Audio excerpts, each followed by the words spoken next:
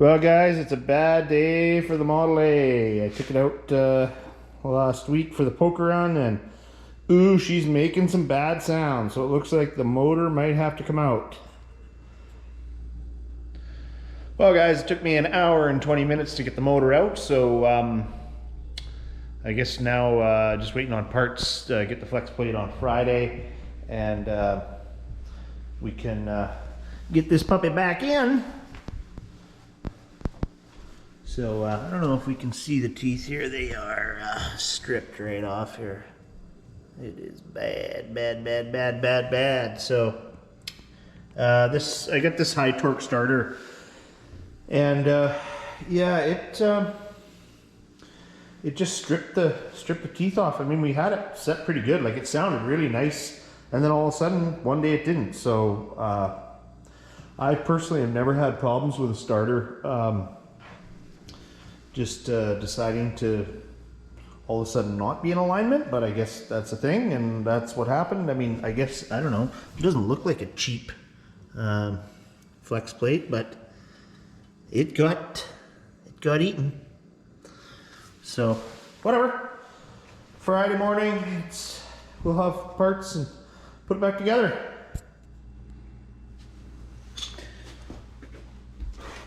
So I got the breaker bar in here and loosened these guys off already, and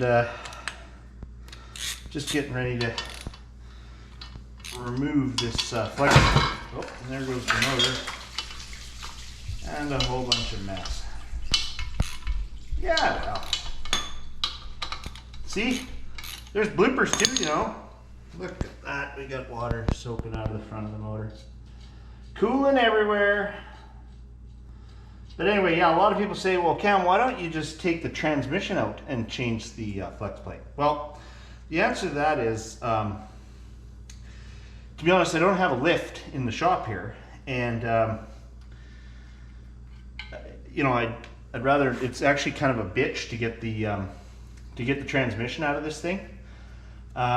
So to be honest, it's easy to take the motor out. It took me an hour and 20 minutes. And that was kind of going slow. So hour and 20 minutes to remove the motor. And to be honest, I didn't want to lay on my back for a couple hours pissing around with the transmission and then pissing around with this thing. So it's just as easy to get it out. In this case, I'm replacing the coolant, of course, and now there's more of it on the floor, and replacing the exhaust gaskets. Exhaust manifold gaskets or header gaskets. Other than that, so in all, with the new flex plate, it was 160 bucks. And to be honest, my exhaust was making a little quacking sound anyway, so I had to change it out anyway. So I mean, yeah, if you had a hoist and a trans jack, it would be easy. But nothing easy. These things. Nothing's easy.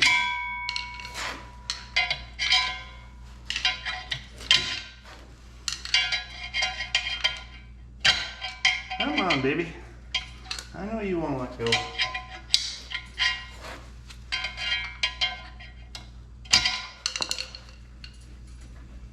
Oh, you're on there tight.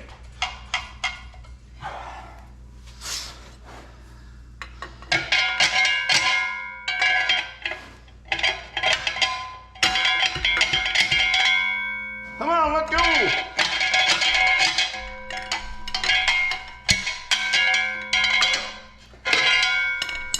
Oh. Bitchy.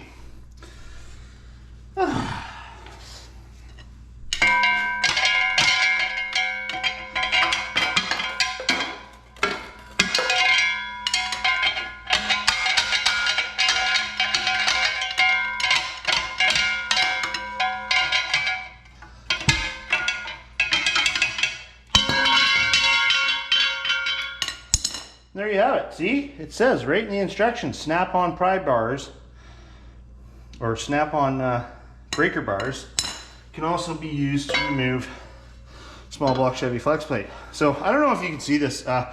Maybe I'll set it up on the bench with the new one and we can see the difference here, but it's there's definitely a problem where the starter's eaten half of this, which also tells me that the starter gear isn't coming out fully on the flex plate, so we might have to do some adjustment there too. So guys, I don't know if you can see the difference here, but the new flex plate has nice square teeth on both sides, and this one here is ground down on the inner side, and it's about halfway across the tooth. So I just got to do a little research here and see what's going on. I think we'll have to, there might be a shim in the starter, but that's, I don't know if the shim's that big.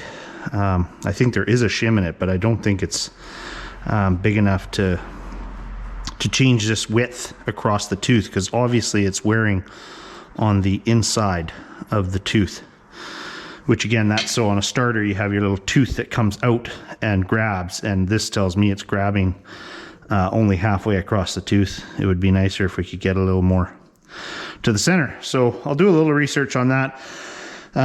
Currently I just have the starter still hanging from the power wire in the car, so I'll pull it out and take it apart, and we'll see what we got. I'm using the what do you call it, a ProMaster high torque starter on this 350, and as I say, I'm just not sure why, because when I first put this starter in, I didn't have a problem, and it seemed like over time it just started to get worse and worse and worse, but it never made noise, never, I don't know, it wasn't a problem before, but all of a sudden it started being a problem. And then I actually took it apart.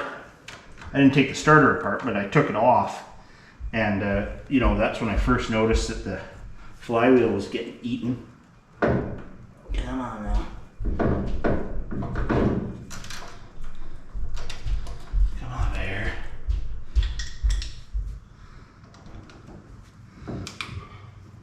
So we'll just remove it here and have a little better look, because again, I was looking at it when it was under the car, and as we all know, that's never fun.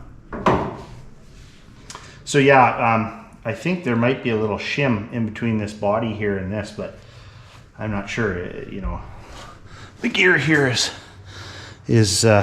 you can see it's a little worn, and you know, in the end I might have to replace this, but we'll see. We'll just take it apart here now and see if we can see anything.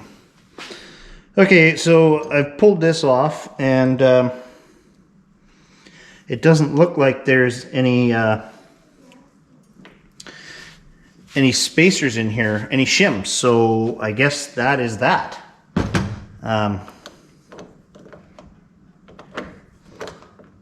This seems to come out freely, so I'm not quite sure then why it wouldn't be getting the whole tooth. You know, this is how it should be, but it looks as though it's just been like that. I don't know if you can see that, but that's just, no, you can't see it.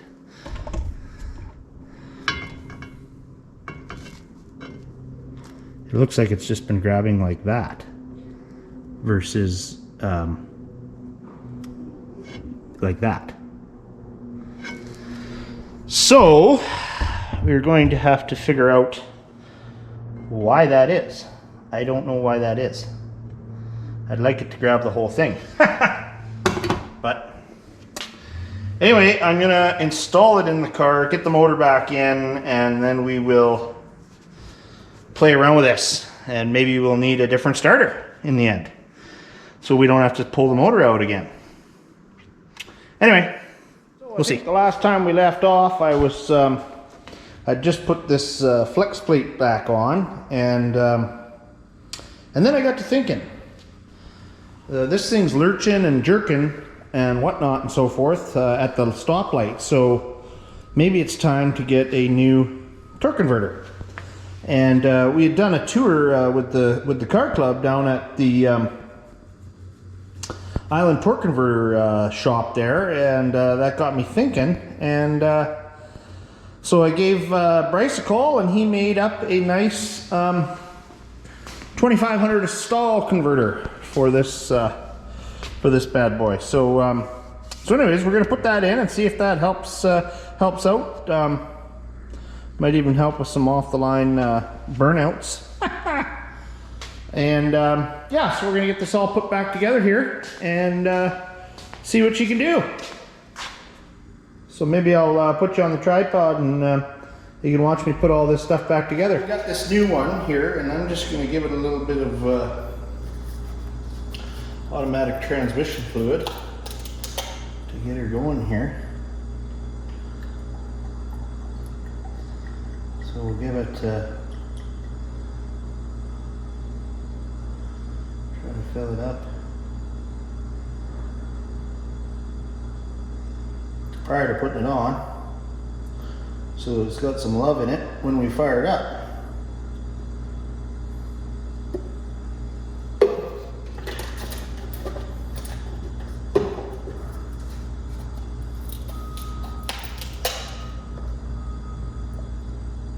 They take about 3 liters once they're all full up.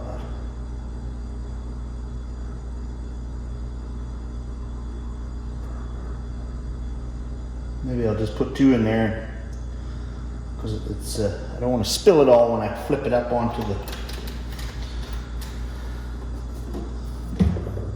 thing. And then we can just, once we fire the car up, we can get that in there. Yeah, that's probably a better idea. The key to this is to get this locked in place the way it's supposed to go. Onto the seal. So you gotta hear it click. And I think, there we go. She clicked. She clicked. That's what we wanted to hear.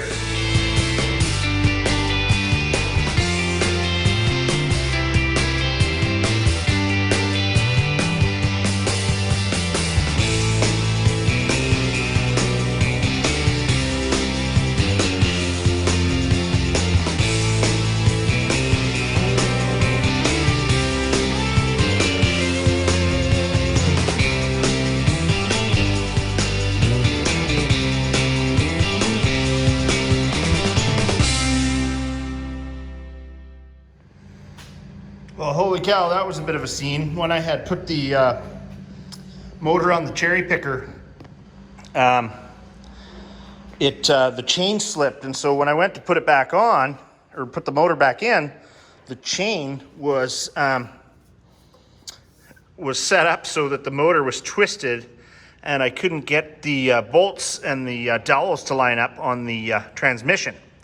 So anyway, after a little bit of swearing and cussing and whatnot and so forth, I ended up using a screwdriver and prying the chain over, and it got us lined up. So we are now in, we are on, motor mounts are bolted up, and yeah, now it's just time to start putting things back together. So I've just cleaned up the exhaust gasket surface on the headers and the motor, and I used these Remflex gaskets. So these headers that are on this car, like, they're the Speedway Motors weld yourself deal. So the guy that originally built these, he wasn't the best, so this surface isn't perfect. And when I used the stock little drop-in gaskets, it just leaked like a sieve. So actually at one point I pulled the header off and re-welded everything because there were so many little holes. Here you can see this little black mark where you're getting some exhaust escape. And so it creates a tick on the highway at high speed. You hear this tick, you think the lifters are coming out of the thing. But anyways, we'll get this in and get these new gaskets on, and we'll fire it up.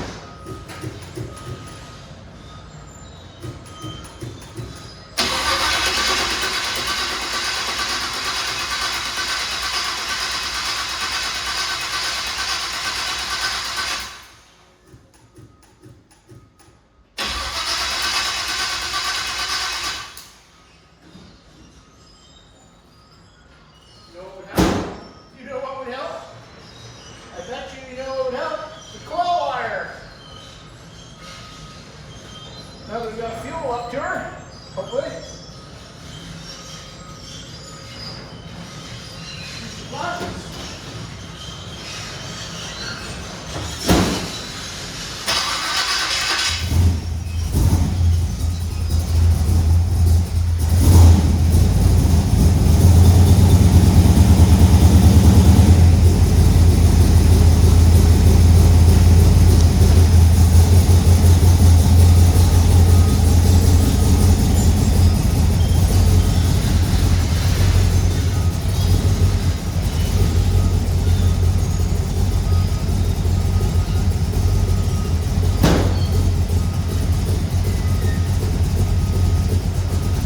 Well, guys, I took her for a hot lap and she is running good. So that 2500 stall converter works really well.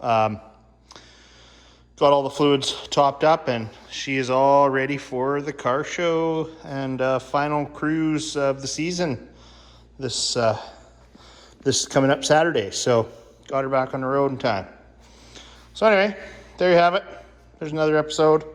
We'll probably do some burnouts, show you what's going on with it. She's insured for the year, so I'll be driving it all year anyway. Anytime there's a nice day, I try to get out in it. So Model A, all fixed up. Well, guys, that does it for another episode of Backfires and Burnouts. Thanks for tuning in, and we'll see you next time.